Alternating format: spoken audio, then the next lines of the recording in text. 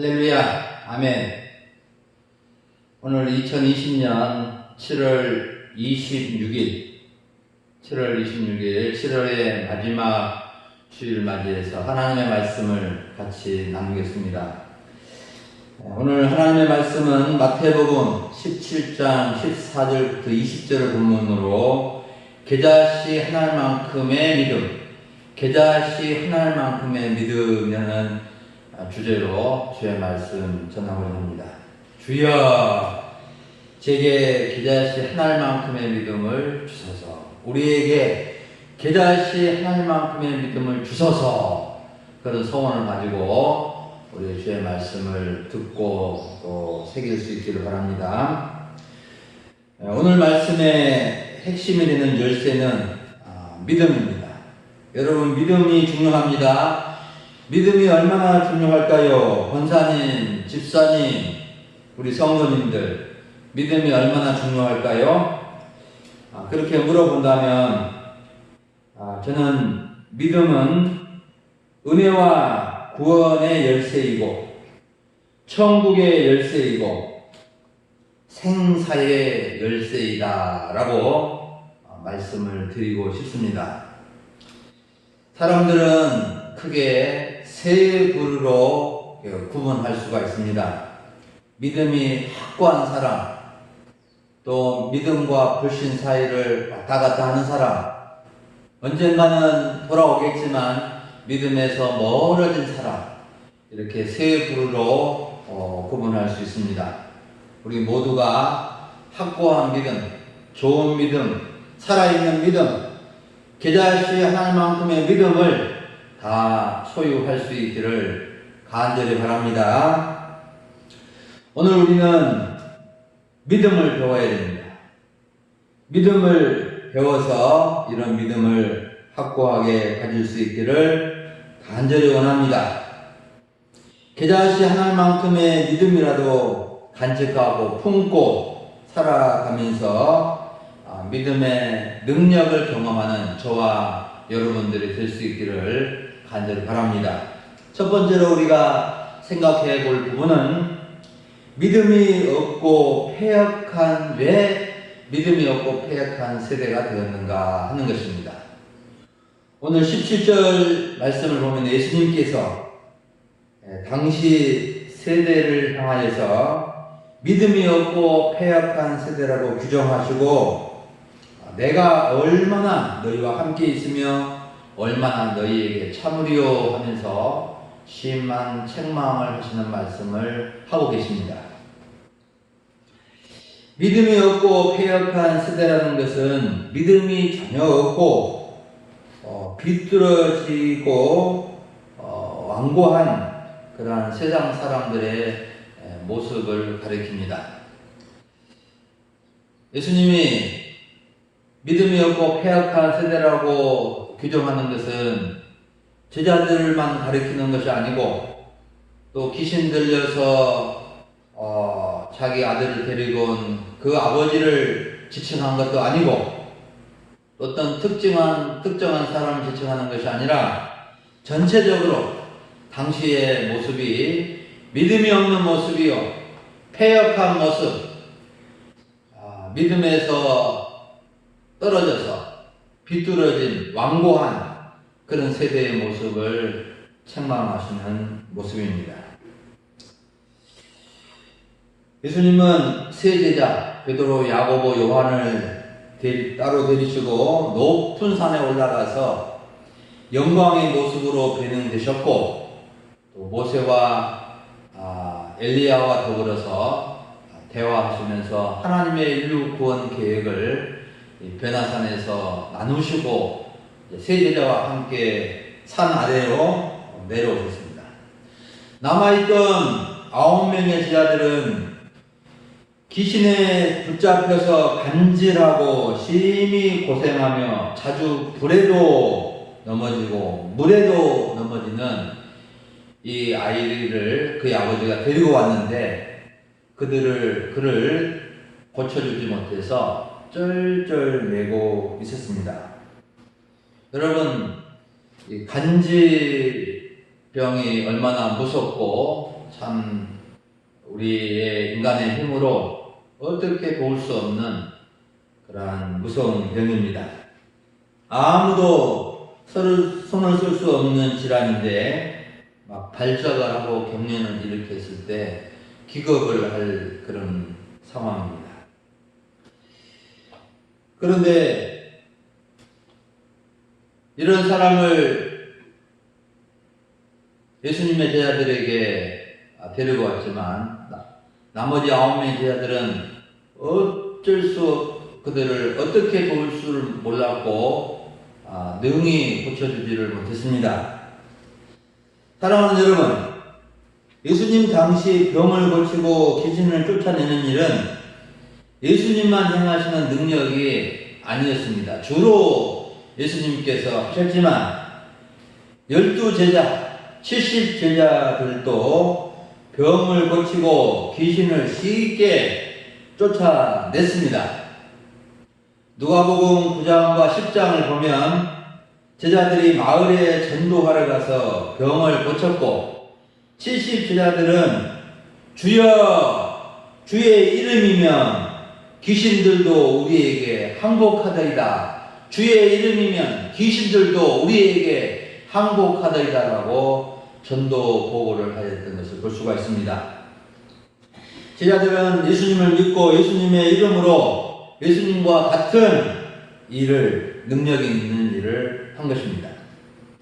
그런데 오늘 내용을 보면 제자들은, 나머지 제자들은 말합니다. 이 9명의 제자들은 귀신을 쫓아내지 못하고 쩔쩔매고 무기력한 모습을 보인 것입니다. 이전과 지금의 모습이 완전히 달라진 모습입니다.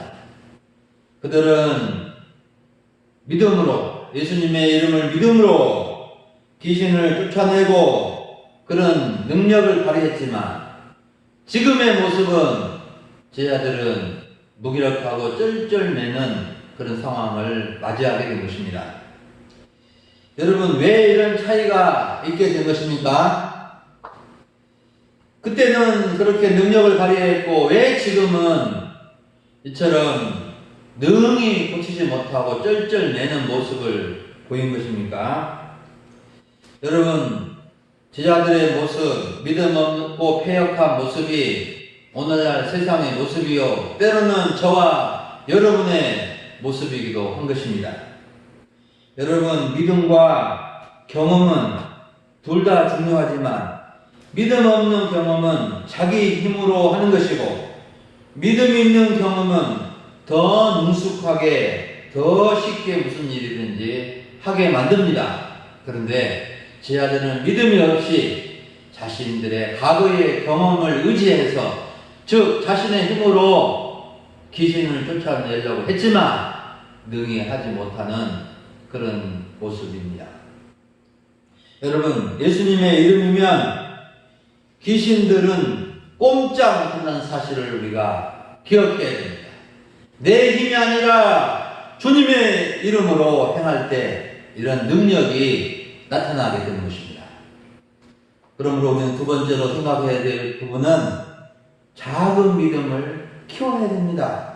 작은 믿음을 키워서 능력 있는 믿음을 가져야 되는 것입니다. 18절, 19절, 20절을 보면 예수님께서 아이를 심히 괴롭힌 귀신을 꾸짖어 쉽게 쫓아내시니까 제자들이 옆에서 좀 부끄러웠는지 조용히 물어봤습니다. 예수님께 물어봤습니다.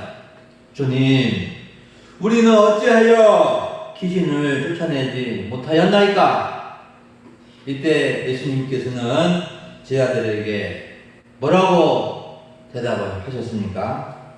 너희 믿음이 적은 까닭이다. 너희 믿음이 적기 때문이라고 말씀을 해주셨습니다. 당시 제자들의 믿음은 아주 작아진 믿음이었던 것을 알 수 있습니다. 믿음이 개다시 하나일 만큼만 있어도 이 산을 명하여 여기서 저기로 옮길 수 있는데 제자들은 개다시 하나일 만큼의 믿음도 되지 못한 것입니다. 사랑하는 여러분, 계좌시 하나님만큼의 믿음이 큰 믿음일까요? 작은 믿음일까요? 여러분, 한번 손을 들어서 한번 이렇게 표시를 해 주시기 바랍니다. 계좌시 하나님만큼의 믿음이 큰 믿음이라고 생각되시는 분, 손을 한번 들어보세요. 네, 내려주세요. 그러면 계좌시 하나님만큼의 믿음이 작은 믿음이라고 생각되시는 분, 손 들어보세요. 예.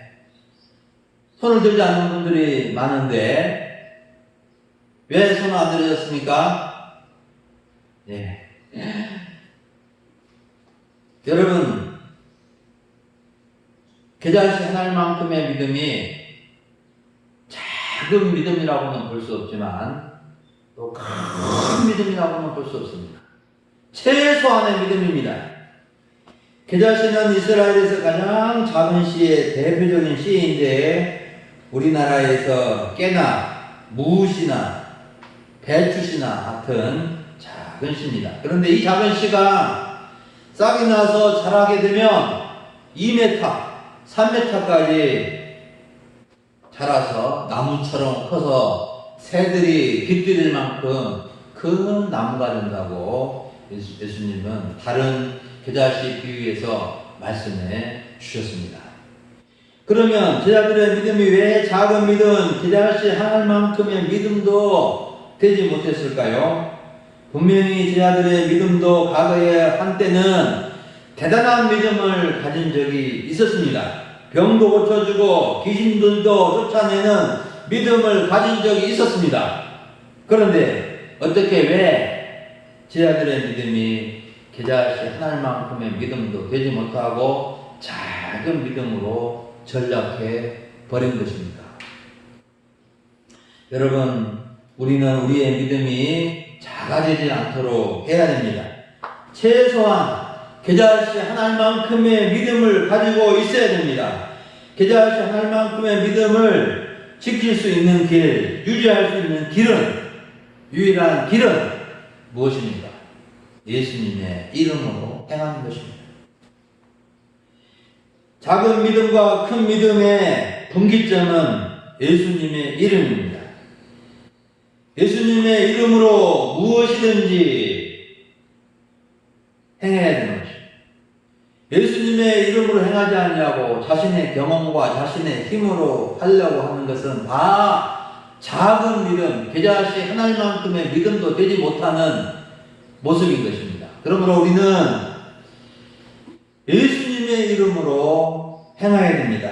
가정의 문제, 아픈 문제, 자녀들 문제, 우리가 살아갈 때 내 앞에 있는 여러 가지 문제들을 예수님의 이름으로 행해야 하는 것입니다. 예수님의 이름으로 행할 때 우리는 계좌시 하나님만큼의 믿음을 소유한 사람들이 되는 것입니다. 자기 경험을 앞세울 때, 자기 힘으로 뭔가 해볼 수 있다고 생각할 때 잘 될 수 있을 것처럼 보이지만 결코 그렇지 못하게 된다는 사실입니다. 그러므로 우리는 믿음을 키워야 됩니다.